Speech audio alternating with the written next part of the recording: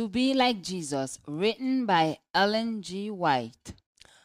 For your holy book we thank you, and for all who served you well, writing, guarding, and translating, that its pages might foretell your strong love and tender care for your people everywhere.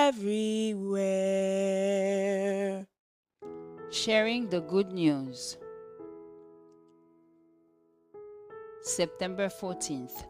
One small book produced big results. Behold, a sower went out to sow, and as he sowed, some seed fell by the wayside, but others fell on good ground and yielded a crop, some 100-fold, some 60, some 30. He who has ears to hear, let him hear. Matthew 13, verses 3-9.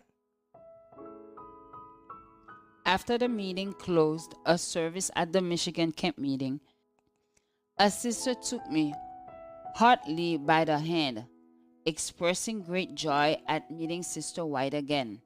She inquired if I remembered calling at the log house in the woods 22 years before. She gave us refreshments, and I left with them a little book, Experience and Views.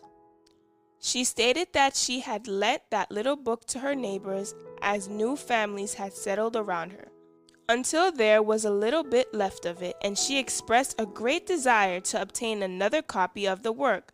Her neighbors were deeply interested in it and were desirous of seeing the writer. She said that when I called upon her, I talked to her of Jesus and the beauties of heaven, and that the words were spoken with such fervor that she was charmed and had never forgotten them. Since that time, the Lord has sent ministers to preach the truth to them, and now there was quite a company observing the Sabbath. The influence of that little book, now worn out with perusing, had extended from one to another, performing its silent work, until the soil was ready for the seeds of truth. I well remember the long journey we took 22 years ago in Michigan. We were on our way to hold a meeting in Virginis. We were 15 miles from our destination. Our driver had passed over the road repeatedly and was well acquainted with it, but was compelled to acknowledge that he had lost the way. We traveled 40 miles that day through the woods, over the logs and fallen trees, where there were scarcely a trace of a road. We could not understand why we should be left to this singular wandering in the wilderness.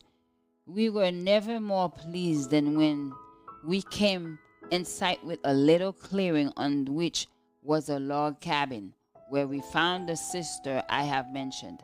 She kindly welcomed us to her home and provided us with refreshments, which were greatly received. As we rested, I talked with the family and left them the little book. She gladly accepted it and has preserved it until the present time.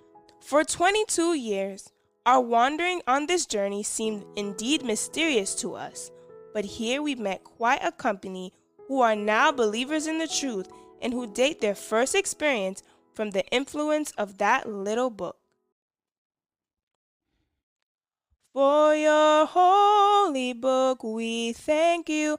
May its message in our hearts lead us now to see in Jesus all the grace your word imparts, all your love and tender care for your people everywhere.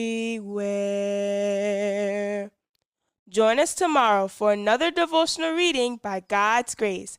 As it is written, how beautiful are the feet of them that preach the gospel of peace.